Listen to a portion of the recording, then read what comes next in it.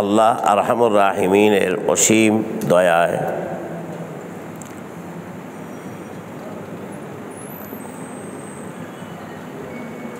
গত শুক্রবার থেকে চিরপবিত্র আল্লাহ তাআলার পবিত্র ঘর বাইতুল্লাহর মুসাফির যারা, আল্লাহর মেহমান যারা,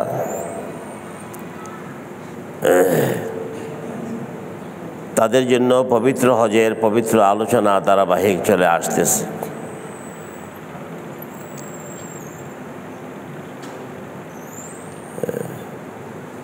গত 2 দিন আমরা যা আলোচনা শুনেছি তার সারসংক্ষেপ হইল এই: প্রথম দিন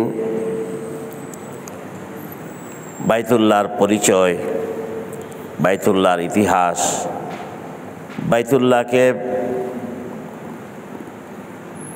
কেন বানানো হইল, আল্লাহর উদ্দেশ্য কি,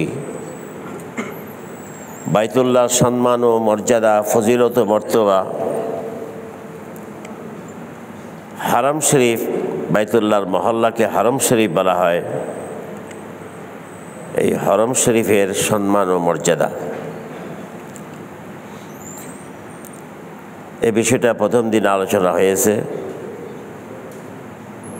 এটা একটি গুরুত্বপূর্ণ আলোচনা আল্লাহর মেহমানদের জন্য।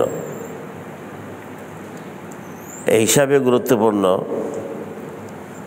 যে হজে যাওয়ার আগে আল্লাহর ঘরটাকে ভালো করে চিনে জেনে তার ফজিলত, মর্তবা, সম্মান ও মর্যাদা ভালো করে জেনে আল্লাহর প্রেম ভালোবাসা নিয়ে তারপরে হজ করতে যাওয়া উচিত। আর হারাম শরীফ যেখানে আল্লাহ পাক আল্লাহর মেহমানদেরকে থাকতে দিবেন হজের আগে পরে বেশ কিছুদিন, সেই হারাম শরীফটা যে কত পবিত্রতম ভূমি, কত বড় সম্মান ও মর্যাদার ভূমি, এটা যারা আগের থেকে জেনে যায় তাদের পক্ষে সহজ হয় পবিত্র ভূমির পবিত্রতা রক্ষা করে সেখানে অবস্থান করা। সাথে আরেকটা পুরস্কার আল্লাহ দান করেন, যারা আল্লাহর মেহমানের মর্যাদার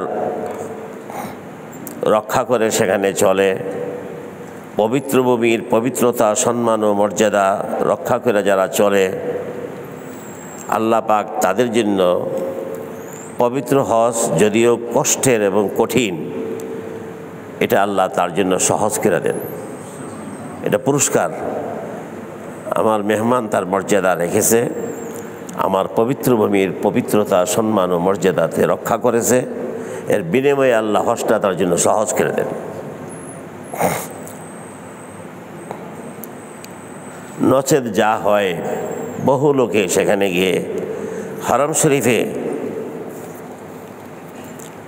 ধূমপান করে, নাউজুবিল্লাহ, ধূমপান করে, হারাম শরীফের পবিত্র ভূমির পবিত্রতা নষ্ট করে, সেখানে গিয়ে ঝগড়া বিবাদ করে। ঝগড়া বিবাদ করাটা কবিরা গুনাহ সব জায়গায়। তো সেখানে এই পবিত্র ভূমিতে গিয়েও ঝগড়া করে, আর ঝগড়া করে কি তুচ্ছ বিষয়গুলো নিয়ে, সাধারণ বিষয় নিয়ে। অথচ একটা মাসলা আপনাদেরকে মাঝখানে বলে দিই, ঝগড়া করা কবিরা গুনাহ, এটা সারা পৃথিবীতে যে কোনো জায়গায়। আল্লাহ পাক হজের আলোচনা করতে গিয়ে আল্লাহর মেহমানদেরকে বলতেছেন, ওয়ালা জিদালা ফিল হজ, ওহে আমার মেহমান, হজ করতে গিয়ে তোমরা ঝগড়া করবা না। এটা আলাদা, আবার হজের সময় আলাদা করে বললেন কেন? ঝগড়া তো সব জায়গায় নিষেধ। ওয়ালা জিদালা ফিল হজ, হজ করতে এসে ঝগড়া করো না। এটা বলছেন এই জন্য, তোমরা যে আমার মেহমান, তোমাদেরকে পৃথিবীর সবচেয়ে সম্মানিত জায়গায় থাকতে দিয়েছি, তোমরা যদি এই জায়গায় এসে যদি ঝগড়া করো, তাহলে আমি আমার ফেরেশতাদের কাছে লজ্জা পাবো।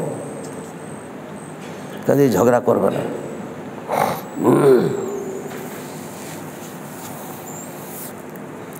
তো ঝগড়া করে কে? সেখানে গীবত শিকায়েত কে করে? সেখানে ধূমপান কে করে? তারাই করে যারা এই পবিত্র ভূমির পবিত্রতা সম্পর্কে কিছু জানে না। এই না জানার কারণে এই বেয়াদবিগুলো তাদের থেকে সংগঠিত হয়। তাই আমি গুরুত্ব সহকারে আপনাদেরকে প্রথম দিন বলেছি, আমার প্রশিক্ষণ নিয়ে যারা হজে যায় আমি আশা করি তারা যেন সে পবিত্র ভূমির পবিত্রতা রক্ষা করে সেখানে সময়টা অতিবাহিত করে। আল্লাহ সবাইকে তৌফিক দান করুক। গতকালকের আলোচনার সারমর্ম ছিল এই, হজ যে একটা পবিত্র ফরজ এবাদত, এই এবাদতটি আদায় করার জন্য শরীয়তে ইসলামে 3টি পদ্ধতি রেখেছেন। 3টি পদ্ধতির যে কোনো একটি পদ্ধতি গ্রহণ করে হজ করতে পারে। সেই হিসাবে হজ 3 প্রকার। গতকালকের আলোচনা, এক প্রকার হজের নাম হইল এফরাদ হজ, দ্বিতীয় আরেক প্রকার হজের নাম হইল কেরান হজ, তৃতীয় আরেক প্রকার নাম হইল তামাত্তু হজ। 3 প্রকার সংজ্ঞা পরিচয় আমি কালকে বলেছি বিস্তারিতভাবে, আলহামদুলিল্লাহ। সাথে একটা উপদেশ দিয়েছিলাম যে যারা নিজের হজ করতেছেন আর এই প্রথম যাচ্ছেন, এই 3 প্রকার হজের মধ্যে তামাত্তু হজ করলে আপনার জন্য একটু সহজ হবে, কষ্ট কম হবে। কষ্ট কমের ব্যাখ্যাটা কি? দীর্ঘদিন এহরামের দীর্ঘসূত্রতা থাকবে না। কেরান এবং এফরাদ যারা করে দীর্ঘদিন তাকে এহরাম অবস্থায় থাকতে হয় এবং এহরাম অবস্থায় যা যা নিষিদ্ধ এগুলি তাকে পালন করে চলতে হয়। আর যারা তামাত্তু হজ করবে, আজকে রওনা দিল ঢাকা থেকে উমরার এহরাম বেঁধে, আগামীকালে ইনশাল্লাহ আল্লাহর ঘরে তাওয়াফ করে সাই করে মাথা চাইছে, বস হালাল হয়ে গেল, এহরাম শেষ। 7ই জিলহজ আবার নতুন করে হজের এহরাম মানবে। হজের এহরাম মানে 8ই জিলহজ চলে যাবে মিনায়, 9ই জিলহজ আরাফায়, রাত্রে মুজদালিফায় অবস্থান করে সকালে আবার মিনায়। তো মিনায় এসে বড় শয়তানকে পাথর মেরে কোরবানি করে মাথা চাচলে তার হজের এহরামটাও শেষ। এখানে 3 দিন। আর যারা কেরান বা এফরাদ হজ করে, আর যদি তারা আবেগে ফার্স্ট ফ্লাইটে যায়, প্রথম দিক দিয়ে যায়, তো 1 মাস 32 দিন 33 দিন এহরাম অবস্থায় থাকতে হবে। তো যারা এরকম করে আর কি না বুঝে, 10-12 দিন পরেই দেখা যায় তাদের মধ্যে একটা বিরক্তির ভাব প্রকাশ পায়। কেউ বিরক্তিটা প্রকাশ করে ফেলে জবান দিয়ে, আচরণে, উচ্চারণে কেমনে জানেন? হায় হায়, এখনো আরো 22 দিন বাকি। তাদের উচ্চারণে বিরক্তি ভাব প্রকাশ। কেউ তো আল্লাহর সাথেও গুসা করে মনে হয় আর কি। বাসায় মিসফালায় বাসায় ঘুমাইবো, থাকবো, নামাজ পড়তে যায় না মসজিদুল হারামে, বাসায় নামাজ পড়ে। তো এই ব্যাপারে একটা মাসালা আপনাদেরকে জানাই দিই, আপনাদের উসিলা অন্যদেরকেও বলবেন। সেটা কি? আল্লাহর এই পবিত্র ভূমিতে যদি কেউ বিরক্তির সাথে অবস্থান করে, বিরক্তির সাথে পবিত্র ভূমিতে অবস্থান করা এই পবিত্র ভূমির সাথে চরম বেয়াদবি।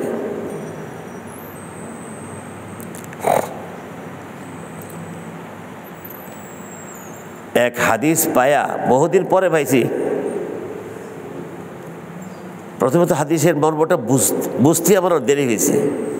আল্লাহ রাসূল বলেন, যারা হজে গেছে তাদেরকে হজ করে দেরি করে না, তাড়াতাড়ি বাড়িতে চলে আসো। ফালিয়াতাআজ্জাল, এই শব্দটা, তাড়াতাড়ি বাড়ি চলে আসো। আমার প্রথম বুঝে আসে না কি জানেন? হে আল্লাহ রাসূল, আপনি তো বলছেন মসজিদুল হারামে 1 ওয়াক্ত নামাজ পড়লে 1 লক্ষ ওয়াক্তের সওয়াব। তা আমি যদি বেশি দিন থাকি, তা আমি বেশি লক্ষ এক ওয়াক্ত নামাজ পড়ে আমি লক্ষ ওয়াক্তের সওয়াব পাবো। আপনি আবার বলতেছেন তাড়াতাড়ি বাড়ি চলে যাও। এটা রিসার্চ করে অনেক বড় বড় আলেমদের কাছ থেকে জেনে ব্যাখ্যাটা পরে আমার বুঝে আসছে। আর বিশেষ করে বিরক্ত যে হয়ে দেয়, আল্লাহ রাসূল এই কথা বলে চাচ্ছেন দীর্ঘদিন আবেগের সাথে থাকবা সেখানে, আল্লাহর ঘর এবং হরম শরীফের সম্মান ও মর্যাদা ভক্তি শ্রদ্ধা অন্তরে বজায় থাকতে থাকতে তুমি চলে যাও বাড়িতে। এখানে দীর্ঘদিন ফিরে থাকবা আর আল্লাহর ঘরের সম্পর্ক, মহাব্বত, হারাম শরীফের সম্মান ও মর্যাদা ভাটা পাবে। এই ভাটা পাওয়ার আগে আগে, বেয়াদবির আগে আগে বাড়ি চলে যাও।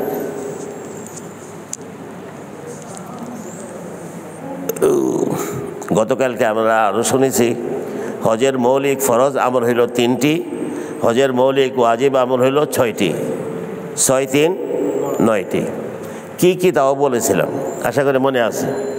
হজের মৌলিক ফরজ হইল 3টি। 1 নম্বর এহরাম বাঁধা, যার বিস্তারিত ব্যাখ্যা আলোচনা আজকে হবে ইনশাল্লাহ। 2 নম্বর ফরজ হইল ওকুফে আরাফা, আরাফার ময়দানে অবস্থান করা। 3 নম্বর ফরজ হলো হজের ফরজ তওয়াফ। হজের ফরজ তওয়াফের ব্যাখ্যাটা কি, ব্যাখ্যাটাও আলোচনা করবেন নিজেরা। হজের ফরজ তওয়াফ মানে হলো যেই তওয়াফটি 10, 11, 12 3 দিনের ভিতরে আদায় করতে হয়। যেই 3 দিন মিনায় অবস্থান করে সবাই, মিনায় অবস্থান করে মিনার কিছু ওয়াজিব আমল সুন্নত আমল আদায় করে, এর ফাঁকে দিয়ে মক্কা শরীফ এসে আল্লাহর ঘরের যে তাওয়াফটা করে, এই তাওয়াফটা হলো হজের ফরজ তাওয়াফ। হজের 3 ফরজের শেষ ফরজ। 10 তারিখের আগেও করা যাবে না, এই ফরজটা করলে আদায় হবে না, অক্ত হয় নাই। 12 তারিখের পরে করলে হবে না। এই 3 দিনের ভিতরেই ফরজ তাওয়াফটা করতে হবে। এটা হজের মৌলিক 3 ফরজের 3য় ফরজ, 1 ফরজ। আর 3 ফরজের গুরুত্ব সম্পর্কে কালকে বলেছিলাম, এত গুরুত্ব।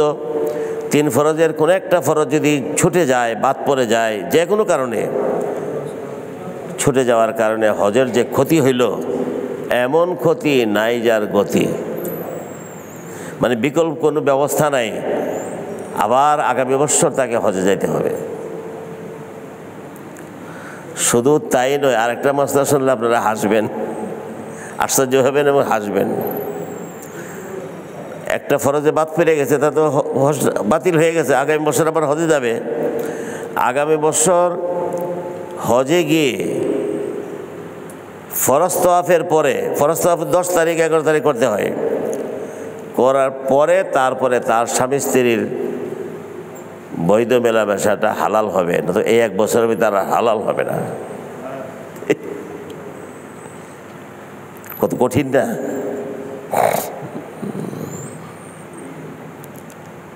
এই জন্য ফরজকে ফরজ মনে করে গরজের সাথে শিখতে হবে, জানতে হবে। আজকে এই ফরজের ব্যাখ্যা চলবে ইনশাল্লাহ। হজের 2য় গুরুত্বপূর্ণ আমল হইল ওয়াজিব আমল। হজের মৌলিক ওয়াজিব আমল হইল 6টি। আপনারা শিক্ষিত সমাজ, বুঝতেছেন একটা কথা, শব্দ আমি বারবার বলতেছি কয়েকদিন যাবৎ, মৌলিক শব্দটা যোগ করতেছি। হজের মৌলিক ফরজ 3টা, মৌলিক ওয়াজিব 6টি। মৌলিক কেন বলতে জানি, মৌলিক ফরজ 3টাই, কিন্তু শাখাগত ফরজ আরও আছে। মৌলিক মানে আসল। মৌলিক ওয়াজিব 6টা, কিন্তু শাখাগত ওয়াজিব আরও আছে।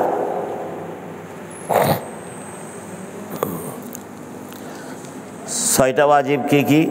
মক্কা শরীফে 2টা ওয়াজিব আমল করতে হবে, মিনায় 3টা ওয়াজিব আমল করতে হবে, আর মুজদালিফায় 1টি ওয়াজিব। মোট হইল, স্থান হইল 3টি, ওয়াজিব হইল 6টি। মক্কা শরীফে 2টি, মিনায় 3টি, মুজদালিফায় 1টি। মনে থাকবো তো ইনশাল্লাহ? কি কি? মক্কা শরীফ যে 2টা ওয়াজিব, একটা হইল সাফা মারওয়ার সাই, আর একটা হইল বিদায় তাওয়াফ, যেটা মক্কা থেকে যেদিন বিদায় নিয়ে দেশে ফিরবে, মক্কা ত্যাগ করবে, ত্যাগ করার পূর্বে সর্বশেষ যে আল্লাহর ঘরের তাওয়াফ করা হয়, এটাকে তাওয়াফুল ভেদা, বিদায় তাওয়াফ বলা হয়। এটা ওয়াজিব।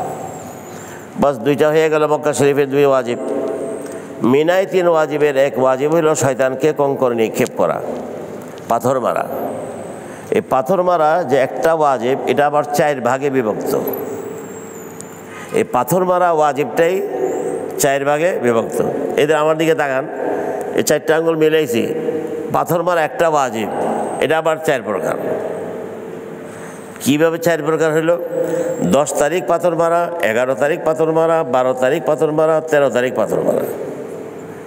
পাথর মারা এক ওয়াজিব, এটা আবার 4টা শাখা তার।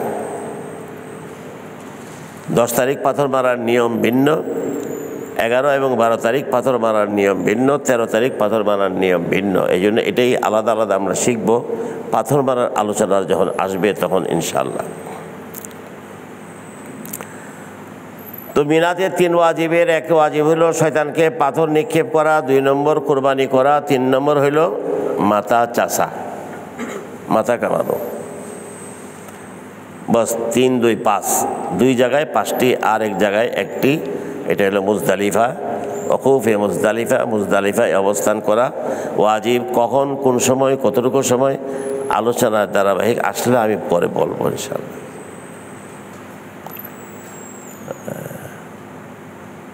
কালকে একটা স্লোগান শিখেছিলাম আপনাদেরকে, নির্দিষ্ট 6 দিনে নির্দিষ্ট 4 স্থানে নির্দিষ্ট 6-3-9টি আমল করার নাম হইল হজ। 6-3-9 মানে 3টা হইল ফরজ আর 6টা হইল ওয়াজিব। আবার বলি, হজ কাকে বলে সংক্ষেপে আর কি, নির্দিষ্ট 6 দিনে মানে 8, 9, 10, 11, 12, 13 এই 6 দিন, নির্দিষ্ট 6 দিন।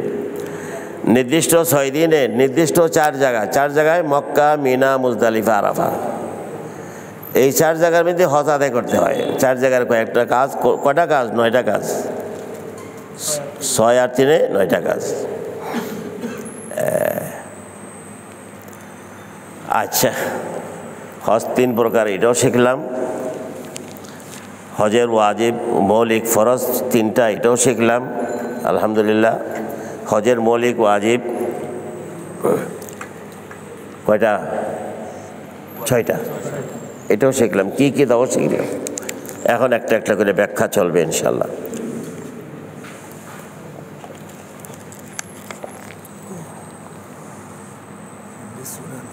আচ্ছা, হজের মৌলিক ফরজ 3টা। 1 নম্বর হইল এহরাম বাঁধা। এহরাম বাঁধা যেহেতু মৌলিক ফরজের একটি, এই জন্য এহরাম বাঁধার এই ফরজ আমলটি সম্পর্কে বিস্তারিতভাবে আমাদের জানতে হবে। যদি এই ফরজটি কেউ 100তে 100 ভাগ শিখতে চায়, জানতে চায়, আমল করতে চায়, বুঝতে চায়, তাহলে তাকে ওই হাজী সাহেবকে কতগুলি প্রশ্নের জবাব শিখতে হবে, জানতে হবে। প্রশ্নগুলো আমি করি, আপনারা শুনেন, জবাব তো আমি দেব। 1 নম্বর প্রশ্ন, এহরাম শব্দের আবিধানিক অর্থ কী? এটা তো আরবি শব্দ। 2 নম্বর প্রশ্ন, এহরামকে এহরাম কেন বলে? 3 নম্বর, এহরাম কেন বাঁধতে হয়? আল্লাহর ঘরে যাইতে হলে এহরাম বাঁধতে হয় কেন? আবার ফরজ করে দিছে, বাধ্যতামূলক। আরেকটা প্রশ্ন, এহরাম কোথার থেকে বাঁধতে হয়?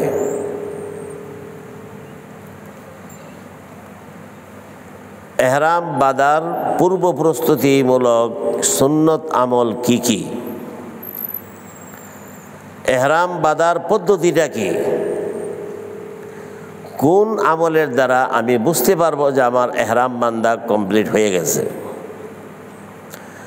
এহরাম বাঁধার পরে এই এহরামটা হজে কোন দিন, কোন জায়গায়, কোন আমলের মাধ্যমে এহরাম থেকে আমি মুক্ত হব? এহরাম বাঁধার পরে এহরাম খোলার আগ পর্যন্ত কি কি হালাল জিনিস আমার জন্য হারাম হয়ে গেছে? কতগুলি প্রশ্ন না? প্রত্যেকটি প্রশ্নের জবাব যারা শিখবে তারা হজের মৌলিক 3 ফরজের প্রথম ফরজটা ভালো করে যারা জানলো, যারা ভালো করে জানলো, শিখলো, তারাই সহিভাবে এটাকে আদায় করতে, মানতে পারবে, মানে আমল করতে পারবে। আর যারা জানেই না এরা কি আমল করবে? জানার জন্য তো মানার জন্য তো জানতে হবে।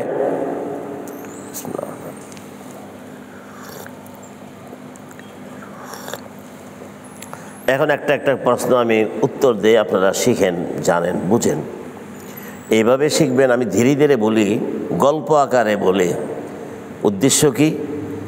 আপনাদের দ্বারা অন্যরাও যারা আসে নাই তারাও যাতে জিনিসটা শিখতে পারে, এটা আমার মূল উদ্দেশ্য, লক্ষ্য। ইহরাম এটা আরবি শব্দ, এটার আবিধানিক অর্থ হলো হারাম করা বা নিষেধ করা। একটা প্রশ্ন জবাব হয়ে গেছে। ইহরাম অর্থ হারাম করা বা নিষেধ করা। 2 নম্বর প্রশ্ন, ইহরামকে ইহরাম করে নাম কেন রাখা হইল?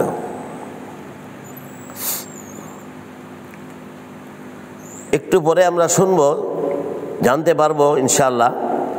শরীয়তের কিছু নিয়ম নীতি পালন করে আল্লাহর মেহমান যখন ইহরাম বেঁধে ফেলে, ইহরামটা বাঁধার পূর্বে তার জন্য অনেক জিনিস হালাল ছিল, বৈধ ছিল, জায়েজ ছিল। ইহরামটা বাঁধার কারণে ইহরামটাই হালালকে হারাম করে দিয়েছে।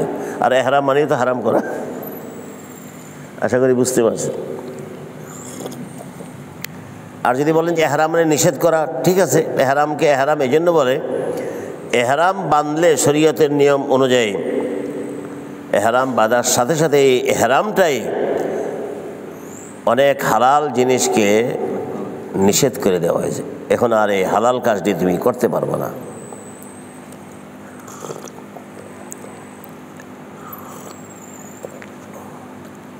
যেমন উদাহরণস্বরূপ বলা যায়, ইহরাম বাঁধার আগে পুরুষদের জন্য যে কোনো পছন্দের সেলাইযুক্ত লেবাস পরতে পারত, জায়েজ ছিল। কিন্তু ইহরাম বাঁধার পরে সেলাইযুক্ত কোনো লেবাস সে পরতে পারবে না, হারাম। ইহরাম বাঁধার আগে টুপি পরা পুরুষদের জন্য, পাগড়ি পরা এটা সওয়াবের কাজ ছিল, সুন্নত। ইহরাম বাঁধার পরে এটা হারাম হয়ে গেছে, নিষেধ। এখন আর মাথায় টুপি পাগড়ি কিছু দিতে পারবে না, উন্মুক্ত মাথা রাখতে হবে। এটা হারাম করলো কে? ওই ইহরামটা। ইহরাম বাঁধার আগে পুরুষরা যে কোনো জুতা পরতে পারত, মোজা পরতে পারত, জায়েজ ছিল। ইহরাম বাঁধার সাথে মোজা পরাও নিষেধ, আর যে কোনো জুতা পরতে পারবে না। এমন স্যান্ডেল পরবে 2 ফিতাওয়ালা পুরুষদের জন্য, যে পায়ের উপরিভাগের বেশিরভাগ খোলা থাকে।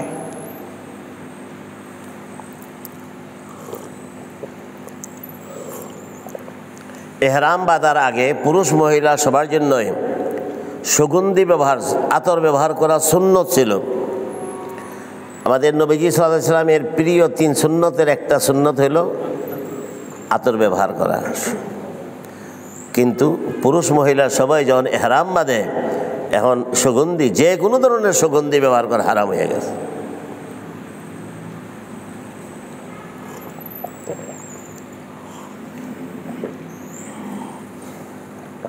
আলহামদুলিল্লাহ।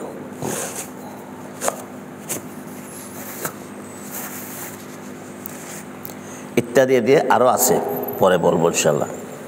একটা উদাহরণস্বরূপ বলে দিলাম যে কি কি হারাম হয়ে গেল।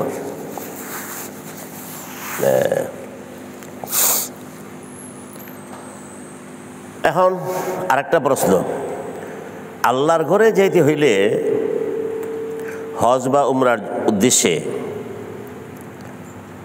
ইহরাম বাঁধাটাকে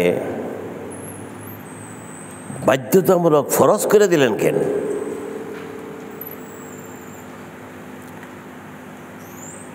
আল্লাহর ঘরের মেহমান সাজতে হইলে তাকে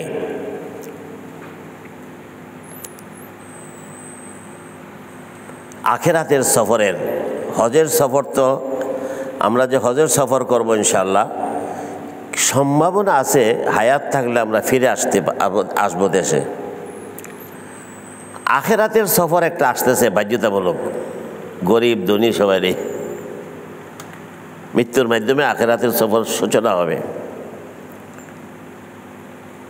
যেই সফরের পর আখিরাতের সফর যখন শুরু হবে, আর ফিরে কেউ আসবে না।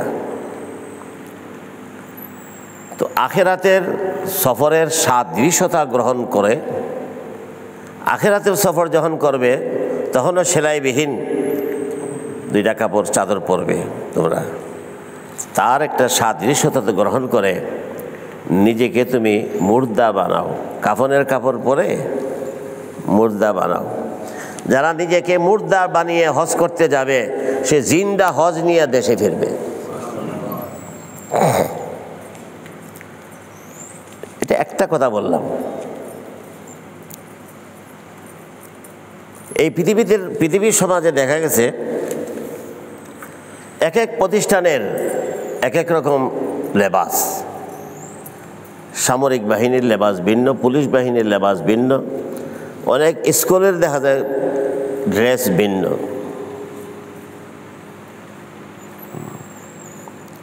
যারা আল্লাহর মেহমান হবে তাদেরও ভিন্ন একটা লেবাস থাকতে হবে। ভিক্ষুকের লেবাস ধরে আল্লাহর ঘরে যেতে হবে। এটা আল্লাহর ঘরে যারা যাবে, আল্লাহর ঘরের একটা সম্মান প্রদর্শন। আল্লাহর ঘরে যেতে হইলে এই লেবাস ধারণ করে যেতে হবে, এহরাম বেঁধে যেতে হবে। আরেকটি প্রশ্ন, এহরাম কোথা থেকে বানতে হয়? এই প্রশ্নের জবাব হইল এই, আমাদের নবী রাহমাতুল লিল আলামিন,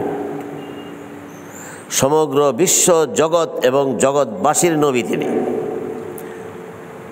আমাদের নবীর নবুয়তের ধারাবাহিকতা চলবে কিয়ামত পর্যন্ত, ওনার পরে আর কোনো নবী আসবে না।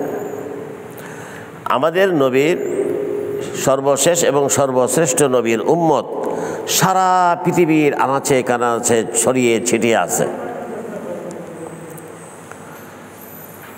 আর কাবাগরটা হইল সারা পৃথিবীর একদম মধ্যমণি, মাঝখানে। যারা যে দিক থেকে, নবীর উম্মত তো কাবাগরের দক্ষিণ দিক দেওয়া আছে, পশ্চিম দিক দেওয়া আছে, উত্তর দিক দেওয়া আছে, পূর্ব দিক দেওয়া আছে। কোন কোন দিকের উম্মতরা, অমুক দিকের উম্মতরা যখন আল্লাহর ঘরের দিকে আসবে তাদের জন্য আল্লাহর রাসূল একটা নির্দিষ্ট বর্ডার, সীমানা ঠিক করে দিয়েছেন, যেটাকে শরীয়তের পরিভাষায় বলা হয় মিকাত। মিকাতের অর্থ হইল, তর্জমা হইল এহরাম বাঁধার নির্দিষ্ট সীমানা। যেমন মদিনাবাসী, মদিনা থেকে মক্কা শরীফ 400-450 কিলোমিটার দূর।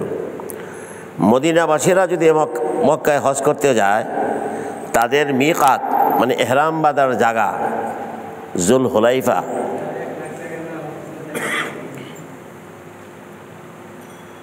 মসজিদে নববী থেকে 8-10 কিলোমিটার দূরে শহরতলিতে একটা মসজিদ আছে, মসজিদে জুল হুলাইফা। এটা হইল তাদের মিকাত।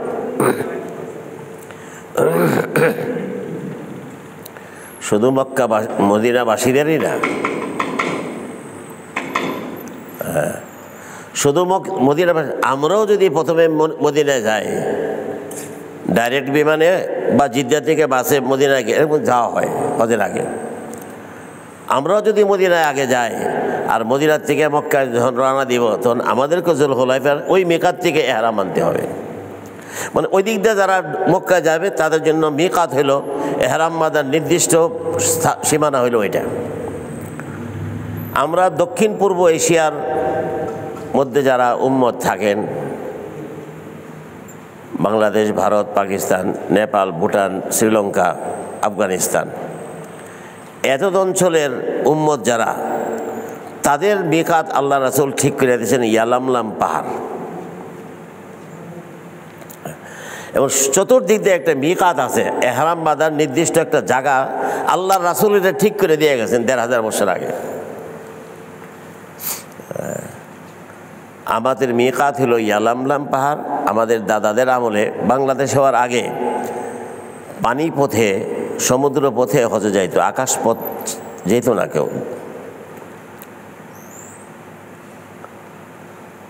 জাহাজে যাইতেন সমুদ্র পথে, 15-16 দিন সমুদ্রের ঢেউর সাথে যুদ্ধ করে তারপরে মক্কা জিদ্দা বন্দরে যেত। তো জিদ্দা বন্দরে পৌঁছার আরও 500 কিলোমিটার এদিকে ইয়ালামলাম পাহাড়। যখন ইয়ালামলাম পাহাড়টা আসতো, স্টিমার তখন লঙ্গর করত, মাইকে বলে দিত 15-16 যাত্রী থাকতো একটা জাহাজে, হিজবুল বাহার জাহাজের নাম। বলে দিত যে আমরা মিকাত এসে গেছি, আমরা এখন সবাই গোসল টোসল করে আমরা এহরাম বেঁধে নিই, এহরাম না বেঁধে সামনে আর যাওয়া যাবে না।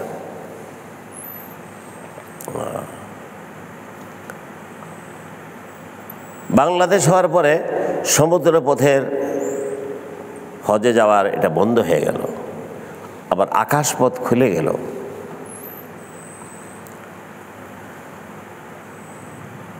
আকাশপথের বাহনটা এত দ্রুতগামী, প্রতি মিনিটে 35 থেকে 40 কিলোমিটার সে চলে যায়, অগ্রসর হয়।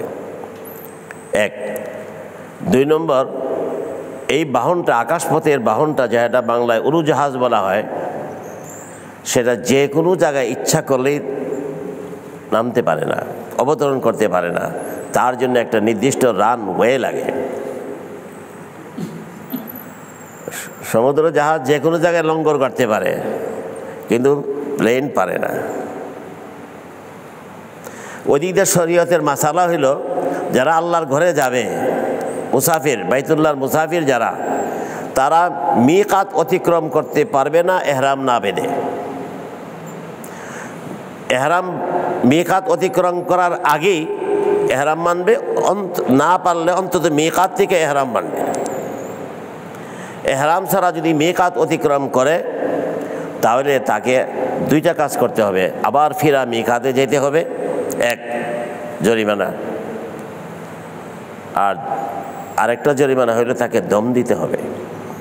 মানে একটা, তুমি এই ভুলটা কেন করলা, এই জন্য তোমাকে একটা খাসি বা দুম্বা কিনে জবাই করতে হবে, এটাকে কাফফারা। কাফফারা মানে জরিমানা, জরিমানা মানে ক্ষতিপূরণ হিসাবে। তো এই 2টা দিক বিবেচনা করে, একটা হলো এহরাম ছাড়া মিকাত অতিক্রম করা যায় না, নিষেধ। দ্বিতীয়ত, যে বাহনে আমরা যাই সেটা দ্রুত, আর সে যে কোনো জায়গায় অবতরণ করতে পারবে না, ইয়ালামলাম পাহাড়ে নামতে পারবে না, তাকে জিদ্দা রানওয়েতে গিয়ে নামতে হবে। তো জিদ্দা রানওয়েতে নামার আগেই তো তার মিকাত অতিক্রম করে ফেলছে। এই কারণে আমাদের উলামায়ে কেরামের মধ্যে যারা মুফতি, উলামায়ে কেরামের মধ্যে সবাই মুফতি থাকে না, যারা ইফতা পড়েছে, মুফতি হয়েছে। মুফতি মানে হলো শরীয়তের আইনের বিশেষজ্ঞ ব্যারিস্টার। তারা মুফতি, বিজ্ঞ উলামায়ে কেরাম, তারা মতামত দিয়েছেন, যেহেতু আকাশপথে আমাকে যেতেই হবে, তাই প্লেনে ওঠার আগেই ঢাকা বিমানবন্দরেই এহরাম মানতে হবে, সতর্কতামূলক। তাই আমরা এখানে এহরাম মাইনে প্লেনে উঠি। এরপরেও সৌদি এয়ারলাইন্স আর বাংলাদেশ এয়ারলাইন্স, এই 2টা মাশাআল্লাহ একটা কাজ করে। যখন ওই মিকাত অতিক্রম করবে, তার আধা ঘন্টা আগে মাইকে বলে দেয় প্লেনে, যারা এখনও এহরাম বাঁধেন নাই তাড়াতাড়ি এহরাম বেঁধে নেন, আমরা কিছুক্ষণের ভিতরে মিকাত অতিক্রম করতে যাচ্ছি। এই ঘোষণাটা দিয়ে দেয় ইংরাজিতে এবং বাংলাতে। তো 400-500 যাত্রী যদি এহরাম বাঁধতে চায়, ইয়াতে প্লেনে জায়গা কই, মাঠ আছে, মসজিদ আছে। হ্যাঁ, 1-2 জন যদি হয়, প্লেনের পিছনে গিয়া আমরা অনেক সময় 3 জনে নামাজ পড়ি, যাই নামাজ বিছায়া প্লেনের পিছনে 2 জন 3 জন একসাথে দাঁড়াইতে পারে। 1-2 জন ওখানে গিয়ে এহরামটা বাঁধতে পারে 2 রাকাত নামাজ পড়া। কিন্তু সবার পক্ষে তো সম্ভব না, 400-500 লোক। আর 400-500 2 জনে করতে গেলে প্লেন তো যাবো, আরও আমেরিকা চলে যাব। আশা করি বুঝতে পারছেন আমরা কোথার থেকে এহরাম বাঁধবো এবং কেন বাঁধবো, এত আগে থেকে বাঁধবো কেন, আশা করি পরিষ্কার হয়ে গেছে।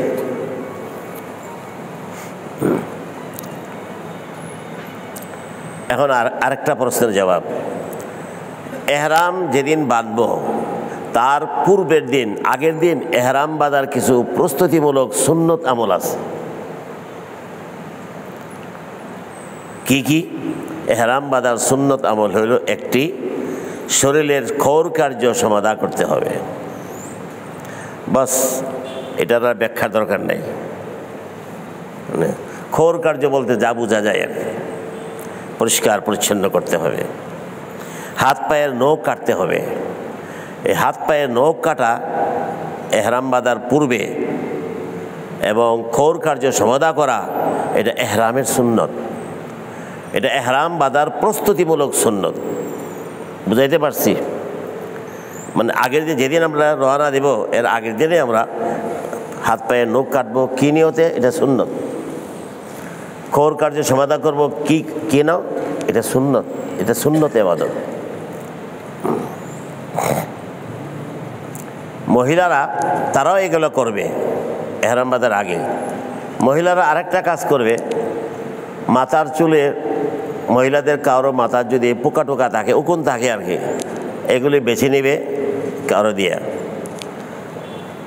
আর চুলগুলার চট টট খুলে ফেলবে, চিরুনি দিয়ে ভালো করে আশ্রাবে, ভালো করে গোসল করে 1-2 দিন আগেই চুলগুলাকে ঝরঝরা করবে। এইগুলি সব প্রস্তুতিমূলক সুন্নত।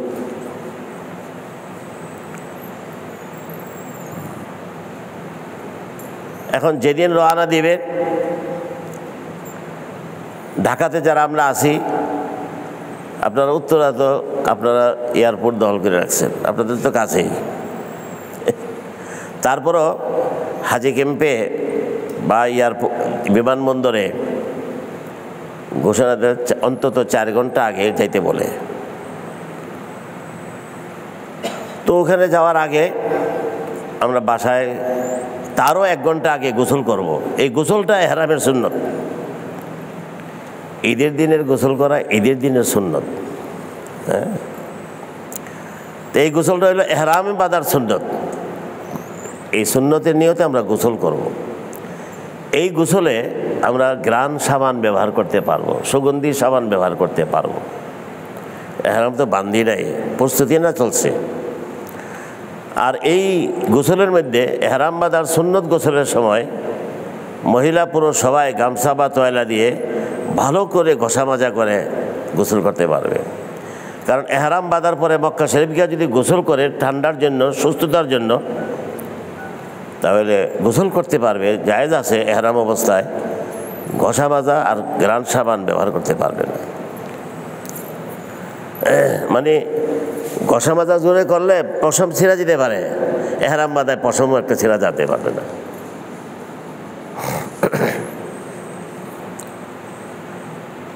এই জন্য আমি আগে বলতাম যে ঢাকাতে যারা থাকেন, বিভিন্ন জায়গায়, মালিবাগ, কমলাপুর, বিভিন্ন জায়গায় থাকেন, আগে বলতাম আর কি প্রশিক্ষণের সময়, যার যার মহল্লার মসজিদে এহরাম বাঁধবেন, এহরাম বেঁধে তারপরে বিমানবন্দরে যাবেন, আগে বলতাম। কিন্তু কয়েকটা ঘটনা আমার সামনে আসছে পরে এটা পাল্টাই দিছি। এখন বলে কি, গোসল করে এহরামটা পরেন, এহরামের লেবাসটা পরেন, এহরামের লেবাসটা গায়ে দিলে এহরাম বাঁধা হয় না, এটা প্রস্তুতি। এহরামটা পরিধান করে যান, এয়ারপোর্টে যান। এয়ারপোর্টে গিয়ে যদি ইমিগ্রেশনটা হয়ে গেল, পাসপোর্টের সিলটিল হয়েছে, পাসপোর্টের সিটিল ইমিগ্রেশনের কাজটা তখনই হবে যখন প্লেনটা দাঁড়িয়ে আছে, আমার জন্য অপেক্ষা করতেছে। প্লেন ইমিগ্রেশনের পরে প্লেন ওঠার আগে ঘন্টাখানেক ওয়েটিং রুমে বসায় রাখে। ওই সময় এহরাম মানব। বাম দিকে, দক্ষিণ দিকে গিয়ে পুরুষের জন্য আলাদা মসজিদ, আলাদা টয়লেট আছে, আলাদা মহিলাদের জন্য আলাদা নামাজের জায়গা আলাদাই আছে। সেখানে উজু করে 2 রাকাত এহরামের সুন্নত নামাজ পড়ে সালাম ফিরিয়ে নিয়ত করব। কিভাবে? যারা তামাত্তু হজ করে তারা এই নিয়ত করবে, সালাম ফিরে, হে আল্লাহ, আমি উমরার এহরাম বাঁধতেছি, উমরার যাবতীয় কাজ আমার জন্য সহজ করে দিন এবং এই উমরাটা আমার পক্ষ থেকে কবুল করুন। নিয়তটা, এই নিয়তটা কিন্তু ফরজ। বাকি মৌলিক ফরজ না, শাখাগত ফরজ। এহরাম বাঁধাটা হইল মৌলিক ফরজ, আর এহরামের সময় বাঁধার সময় নিয়ত করাটা হলো এহরামের ফরজ, মানে শাখাগত ফরজ। জানি না বুঝাইতে পারছে কিনা। নিয়তটা করে যেই তালবিয়াটা পড়বে, লাব্বাইক আল্লাহুম্মা লাব্বাইক, লাব্বাইক লা শারীকা লাক লাব্বাইক, ইন্নাল হামদা ওয়ান নি'মাতা লাকা ওয়াল মুলক লা শারীকা লাক, এই তালবিয়াটা পড়ার সাথে সাথে এহরাম বাঁধা হয়ে গেল। তাহলে এহরাম বাঁধা কাকে বলে? নিয়ত করে তালবিয়া পড়ার নাম হলো এহরাম বাঁধা। কিন্তু আমাদের দেশের অনেক লোক মনে করে দুইটা সেলাইবিহীন চাদর পরছে এহরাম বাঁধা লইছে। না, এটা এহরাম বাঁধা না। এটা যদি এহরাম বাঁধা হইতো, এহরাম বাঁধা ফরজ, তো মহিলারা তো সেলাইবিহীন দুইটা চাদর পরে না, তারা তো সেলোয়ার কামিজ পরবে, বুরকা টুকরা পরবে, তাদের লেবাস তো ভিন্ন।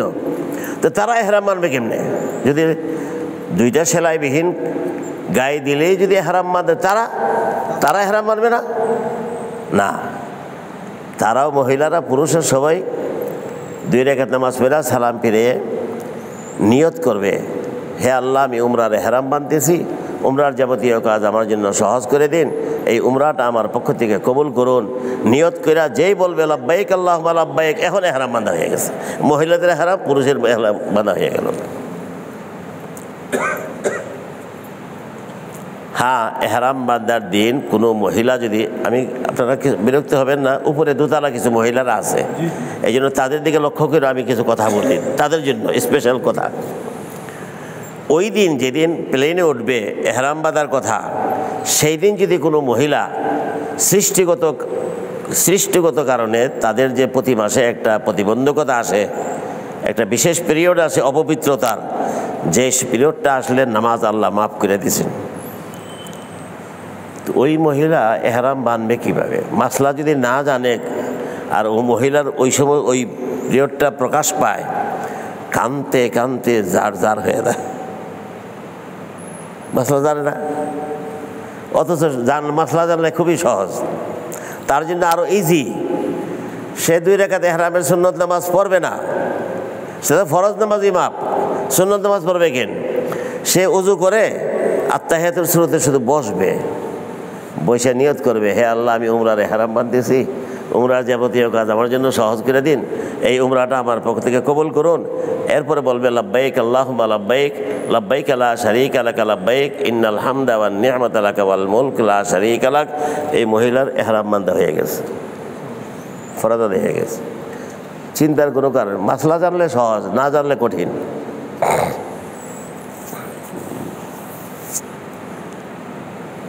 আচ্ছা, তো এহরাম যেদিন, যে এহরামের লেবাস যেদিন পরব, মানে বিমানবন্দরে যাওয়ার 1 ঘন্টা আগে ওই গোসল করা সুন্নত। তো গোসল করার আগে প্রস্রাব পায়খানার প্রয়োজন হইল, আমরা সুন্নত, আগে যদি সুন্নত তরিকা ইস্তেঞ্জা করার ন্যাক অভ্যাস থাকে তো ভালো, যদি না থাকে কারো, তাহলে এই কথাটা চিন্তা করবে, ভাববে, আমি তো এখন, আমার তো নতুন জিন্দেগিতে আমি পাড়া দিতেছি, আমি তো নতুন জগতে যাচ্ছি, আল্লাহর মেহমান হয়ে যাচ্ছি, এখন আর সুন্নত মোতাবেক, এখন থেকে সুন্নত মোতাবেক সব আমল করব।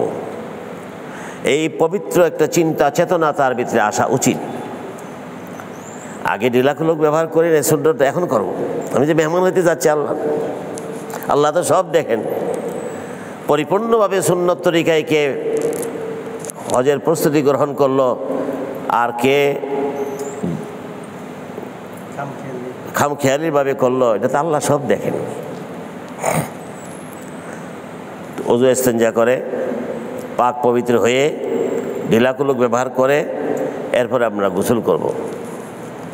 গোসল করে প্রাইভেট রুমে যাব, গিয়ে পুরুষদের জন্য গায়ে যত সেলাইযুক্ত লেবাসের অংশ আছে, গেঞ্জির জাঙ্গিয়া টাঙ্গিয়া ইত্যাদি সব খুলে ফেলবে, খুলে এহরামের নিচের চাদরটা পরবে।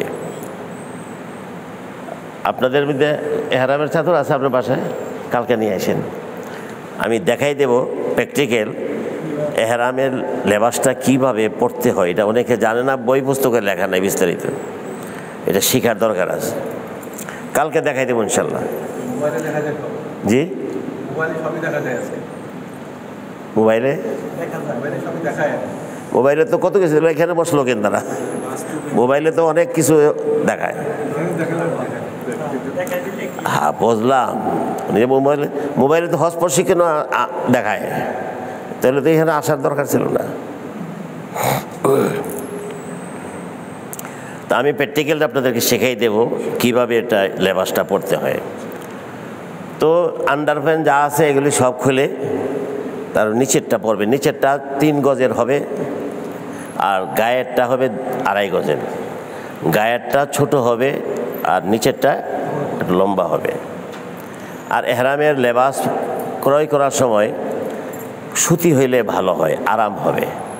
টেট্রন জাতীয় না, পলিস্টার জাতীয় না, পিছলা জাতীয় না আর কি, সুতি হইলে আরামদায়ক হয়।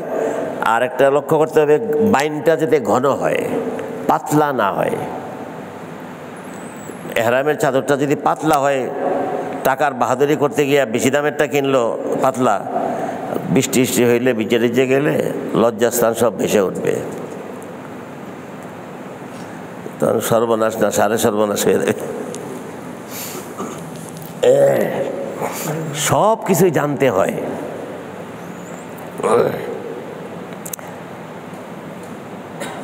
তো কারো কারো এটা কদাচিৎ কারো কারো এরকম একটা রোগ আছে, তারা জাঙ্গিয়া পড়তেই হয় একটা বিশেষ রোগের কারণে, কিন্তু জাঙ্গিয়া তো পড়তে পারছে না এহরাম অবস্থায়, এতে সেলাই আছে। ওই বেচারার জন্য বিকল্প ব্যবস্থা হলো এই, একটা মোটা চাদরের 2টা টুকরা, কাপড়ের 2টা মোটা কাপড়ের 2টা টুকরা, এখানে একটা তাগা থাকবে মোটা কোমরে, গুনসি কয় মোটা। তো এই পাশ থেকে এ পাশ ছোট বাচ্চাদেরকে যে লেংটি পরায় মারা, এখন তো প্যাম্পাস বেরিয়েছে, আমাদের মা চাচিরার সময় প্যাম্পাস ছিল না, ওরে লেংটি পরাইতো। ওই লেংটির মতো করে টাইট করে রাখবে যাতে তার ওই বিশেষ রোগের কোনো সমস্যা দেখা না দেয়। এটা বিকল্প ব্যবস্থা, তারপরও জাঙ্গিয়া পড়তে পারবে না। এই মাসলাটা জানলেন, যারা এই সমস্যা তাদেরকে জানাই দিলেন, তারা যদি অশান্তির মধ্যে না পড়ে, পেরেশানি না পড়ে।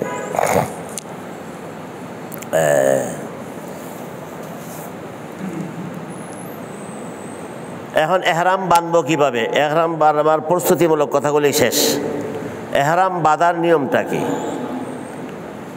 এহরামের চাদর গায়ে দিয়ে, আর মহিলারা এহরামের জন্য যে এক সেট পোশাক, সালোয়ার কামিজ, মাথার চুলগুলা ঢাকার জন্য একটা রুমাল, তারপরে বোরকা যারা পরে উপরের পাট, বোরকার সময় চেহারার সামনে যে নেকাবটা থাকে, পর্দাটা থাকে, তো মহিলাদের এহরামের সময় একটা টুপি বর্তমানে কিনতে পাওয়া যায়, অনেক মহিলারা বানায়। ওই পুলিশ আর্মিদের কপালের সামনে যে একটা ক্যাপের একটা সাইনসেটের মতো থাকে, এমন একটা টুপি মহিলাদের বানাইতে হবে। কারণ নেকাব যেটা আছে ঝুলে চেহারা, এটা দূরে থাকতে হবে এহরাম অবস্থায়। মানে চেহারার সাথে চিমটায় না থাকে, মিশে না থাকে। হ্যাঁ, চলাফেরার সময় বাতার সাথে একটু লাগবেই, কিন্তু একটু দূরে থাকবে। মহিলা তো এতটুকুই, মহিলারা যে কোনো মোজা পরতে, হাত মোজা, পাও মোজা পরতে পারে। মহিলারা যে কোনো জুতা তাদের জন্য এলাও। মহিলাদের জন্য এত ফেসিলিটি শরীয়তে দিয়েছে, আমার তো ঈর্ষা হয় মহিলাদের প্রতি। অনেক ফেসিলিটি শরীয়তে তাদের, আমাদের নাই।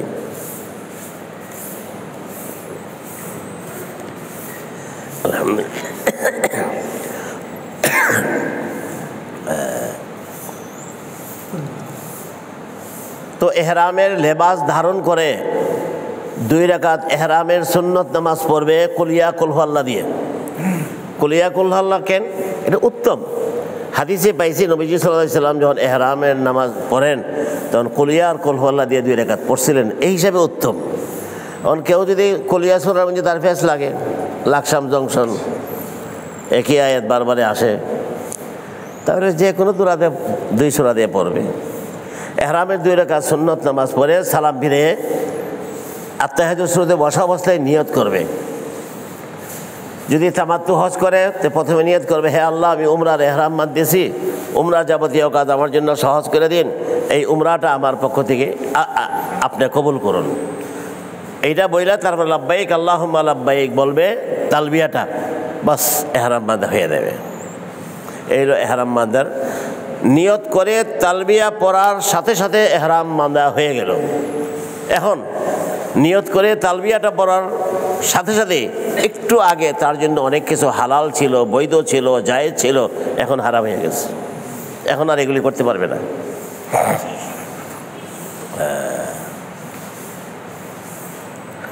আচ্ছা, তো আমি আমার নিয়মটা পাল্টাইলাম কেন? আগে তো মহল্লার মসজিদ থেকে এহরাম মানতে বলতাম, এটা উত্তম বলতাম। কয়েকটা ঘটনা ঘটছে, আমি এহরামটা মাইন্দা এয়ারপোর্টে আসছি, টিকিটে লেখা আছে 1:30টার সময় ফ্লাইট ডিপার্চার, টিকিটে লেখা আছে। আসছি তো 2-3 ঘন্টা আগে, আসা দেখি স্ক্রিনে দেখা যেতেছে আমরা যে প্লেনটাতে যাব এটা জিদ্দার থেকে এখনো ছাড়ে নেই।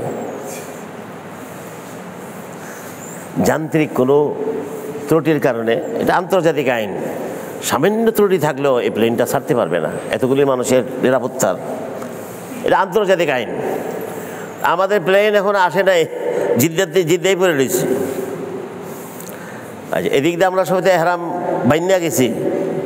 এখন এহরাম বাঁধা অবস্থায় আল্লাহর মেহমান সেজে এই যে গালাগালি আর বকা বকি এজেন্সিওয়ালার, আসলে এজেন্সির এখানে হাত নাই, ও পয়সা কম দিছে এই জন্য প্লেনটা দেরি করতেছে, এই নানান কথা, আজেবাজে কথা, ওই তো কথা। আর গালাজ এহরাম অবস্থায় আল্লাহ বলছেন যে তোমরা আমার মেহমান সেজে এহরাম পরে ঝগড়া করো না। ঝগড়া কি? তুমুল ঝগড়া। পরে আমাদেরকে গাড়িতে নিয়ে গেল, আন্তর্জাতিক আইনে একটা হোটেলে, বিভিন্ন হোটেলে নিয়ে গেল।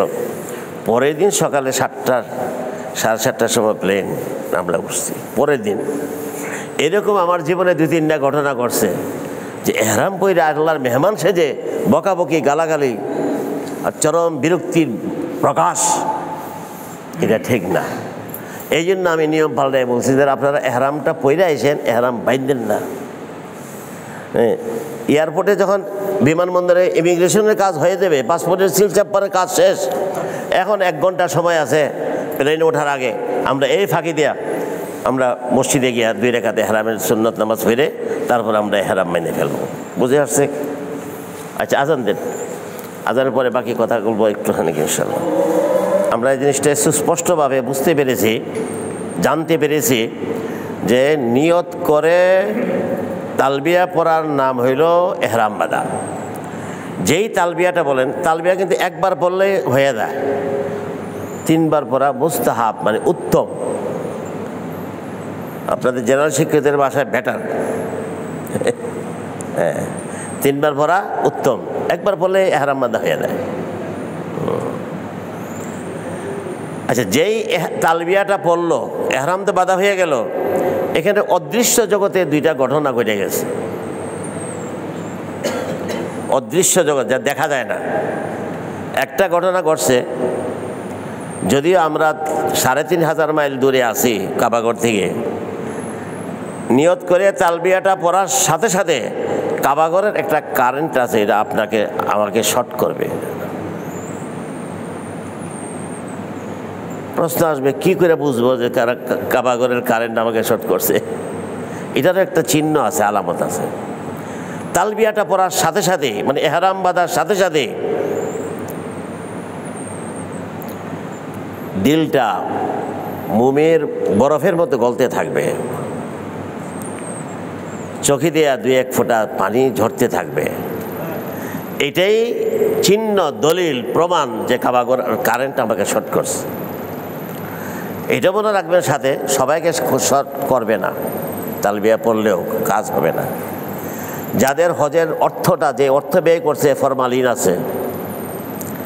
যাদের অর্থটা যে 6-7 লাখ টাকা খরচ করে যাচ্ছে হজ পারপাসে, এটার মধ্যে ফরমালিন আছে, ভেজালটা আছে।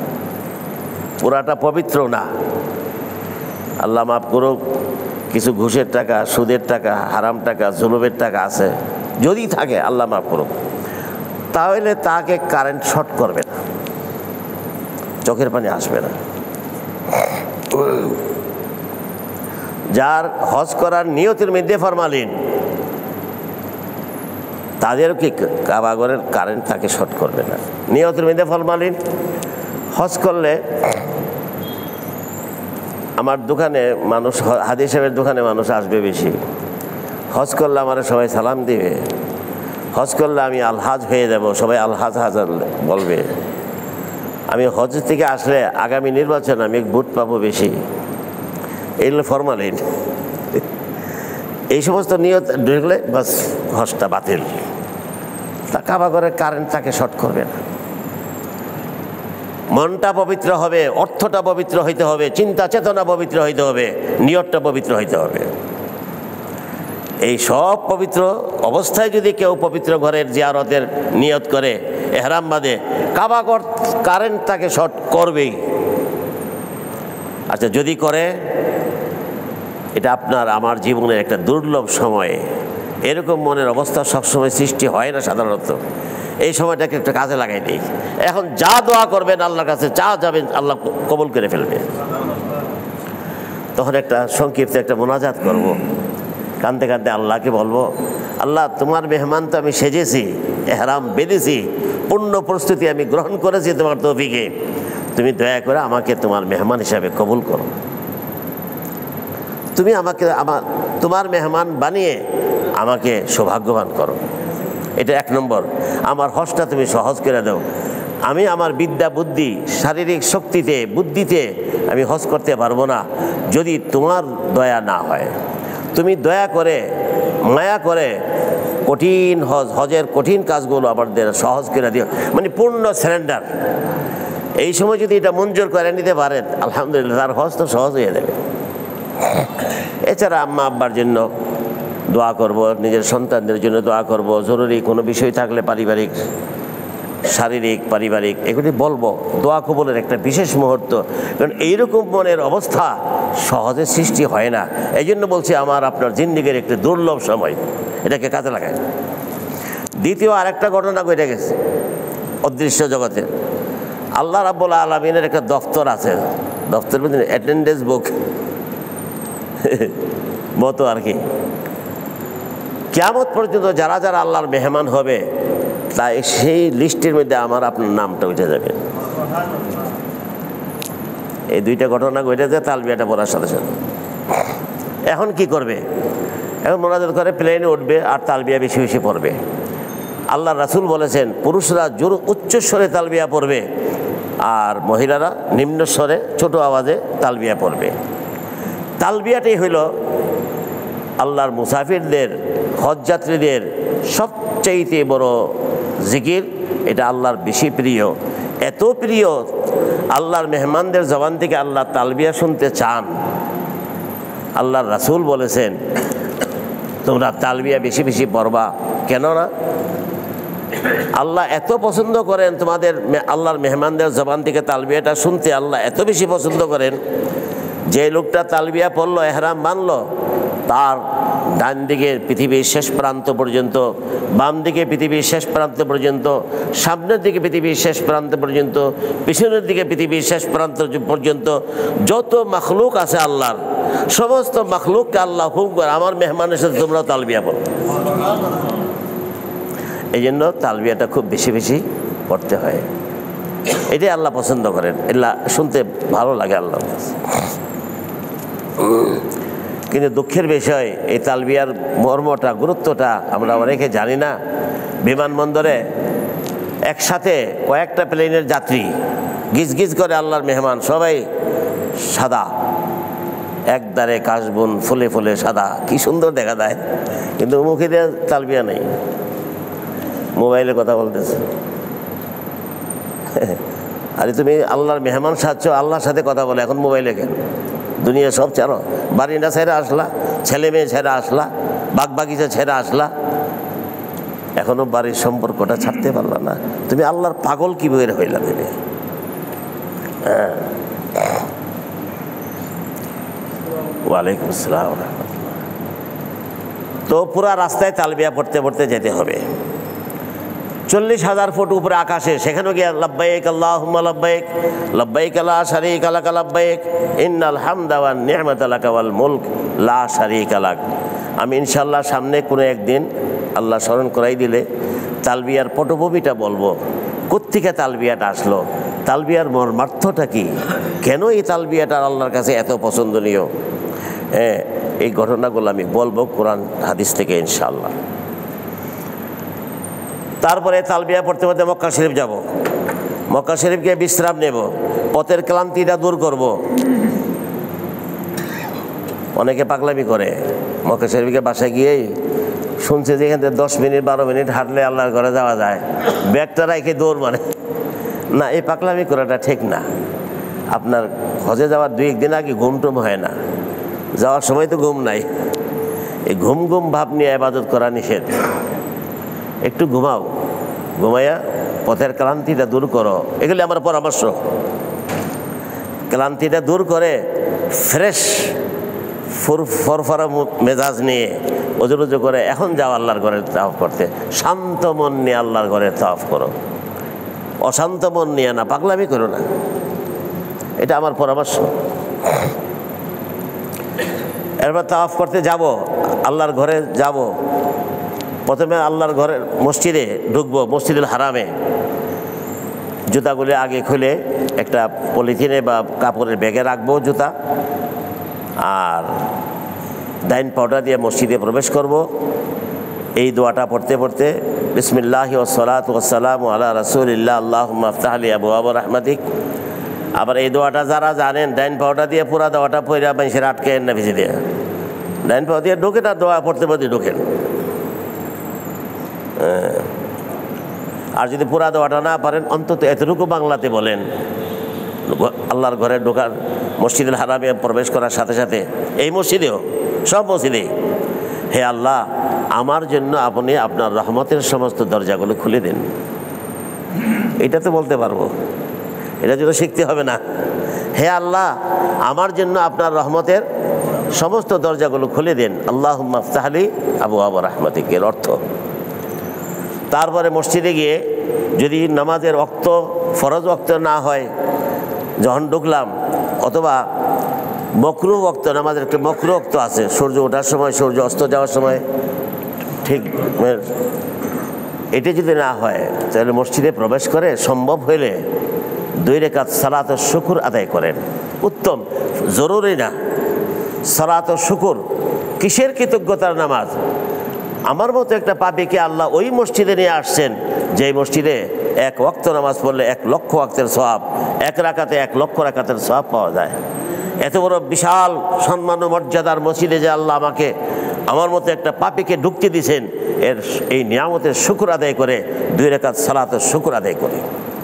এটা কিন্তু ফরজ ওয়াজিব না, করলে ভালো। কারণ কোরআন শরীফে আল্লাহ বলছেন সূরা ইব্রাহিমে, লাইন শাকারতুম লাযিদান্নাকুম, আমার কোনো নিয়ামত উপভোগ করে যদি নিয়ামতের শুকর আদায় করো, আমি আল্লাহ খুশি হইয়া তোমাকে নিয়ামত আরও বাড়াই দেব। সম্ভব হইলে 2 রাকাত সালাতের শুকর পড়াটা উত্তম, ভালো। তারপরে জমজমের পানি পান করবেন। কাবাঘর এখন আসে নাই, মসজিদের ভিতরে 5-6 মিনিট হাঁটলে তারপরে কাবাঘর দেখা যাবে। কাবাঘর যখন সামনে আসবে তখন সাধারণ নিয়ম হলো কাবাঘরকে সম্মান প্রদর্শন করার, পুরুষরা 2 হাত উঁচু করে আর মহিলারা কাঁধ পর্যন্ত হাত উঠে আল্লাহু আকবার আল্লাহু আকবার আল্লাহু আকবার লা ইলাহা ইল্লাল্লাহ আল্লাহু আকবার আল্লাহু আকবার ওয়ালিল্লাহিল হামদ জাদাহা আল্লাহু শারাফান। একটা ছোট্ট দোয়া আছে, দোয়াটা আরবিতে না বললে বাংলাতে বললে হবে। আল্লাহ সব ভাষায় বুঝেন। হে আল্লাহ আপনার এই পবিত্র ঘরের সম্মান ও মর্যাদা আরও বাড়াই দেন। কাবাঘর দেখলেই চোখের পানি আসে। তারপরে মাতাফে নেমে, মানে কাবাঘরের চক্কর, চতুর্পাশে চক্কর কাটার জায়গা, এটাকে মাতাফ বলা হয়। মাতাফে নেমে তালবিয়াটা বন্ধ। ওই যে তালবিয়া শুরু করছিলাম এহরাম বাঁধার সময়, যে তালবিয়াতে এহরাম শুরু করছি, এটা বন্ধ। কাবাঘরের সামনে গিয়ে তাওয়াফ করার আগে বন্ধ থাকবে। এরপরে আমরা তাওয়াফ শুরু করব। উমরার ফরজ তাওয়াফ কীভাবে করতে হয় কালকে বলবো। এখানে মনে রাখেন, উমরার তাওয়াফটা কীভাবে শুরু করব? আগামীকাল। আর এই তাওয়াফটা হজে উমরার দ্বিতীয় ফরজ। প্রথম ফরজ তো বিমানবন্দর আদায় করে এহরাম মানলো, দ্বিতীয় ফরজ উমরাতে 2টা ফরজ 2টা ওয়াজিব। তাওয়াফটা করলে দ্বিতীয় ফরজ শেষ, সাফা মারার চাই এক ওয়াজিব, এরপরে মাথা মুন্ডানো আর এক ওয়াজিব, বস এহরাম শেষ, উমরা শেষ। এটা তাওয়াফ থেকে কালকে আলোচনা শুরু করব, আজকে এখানে শেষ করছি। ওয়া আখির দাওয়ানা আলহামদুলিল্লাহ।